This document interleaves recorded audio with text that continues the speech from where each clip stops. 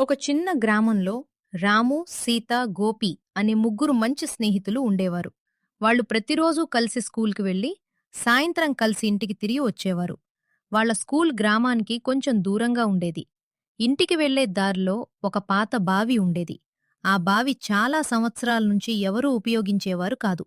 ఆ బావి గురించి గ్రామంలో చాలా భయంకరమైన కథలు చెప్పుకునేవారు. ఒకరోజు సాయంత్రం ఇంటికి వెళ్తుండగా గోపి ఒక్కసారిగా ఆగిపోయాడు. అరే రాము, ఆ బావి దగ్గర్నుంచి ఏవో అరుపులు వినిపిస్తున్నాయిరా. నీక్కూడా వినిపిస్తున్నాయా? అవునరా, నాకు కూడా కొన్ని రోజులుగా వినిపిస్తున్నాయి.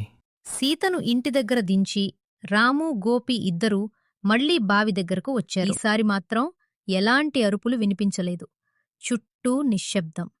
అకస్మాత్తుగా శబ్దం స్పష్టంగా వినిపించింది.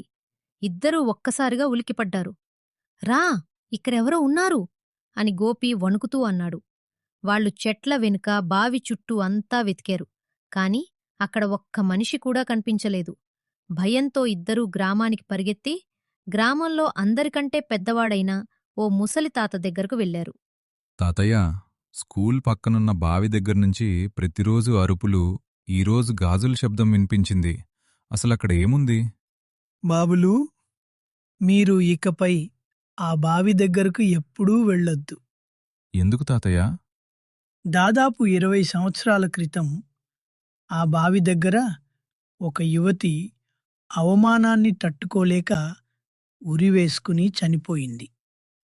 అప్పటినుంచి ఆమె ఆత్మకు శాంతి దొరకలేదు. రాత్రి అయితే గాజుల శబ్దం చేస్తూ బావి చుట్టూ తిరుగుతుందని చాలామంది చెప్పారు. కానీ నేను వాటిని నమ్మలేదు. ఇప్పుడు మీరు చెప్పింది విన్నాక గ్రామంలో వాళ్ళు చెప్పింది నిజమే అనిపిస్తోంది.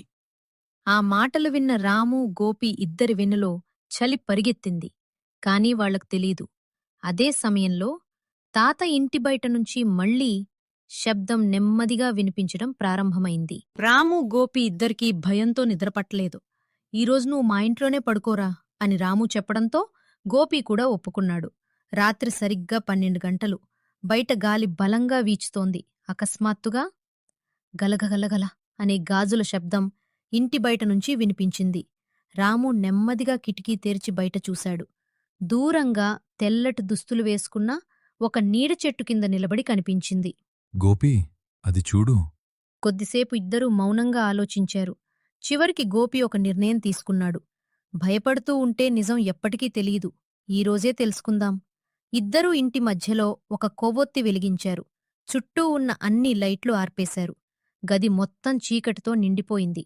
గోపి నెమ్మదిగా అన్నాడు. ఈ ఇంట్లో ఎవరైనా ఆత్మ ఉంటే మా ముందు కనిపించు. ఒక్క నిమిషం.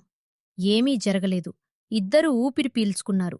అప్పుడే కొవ్వొత్తి మంట ఒక్కసారిగా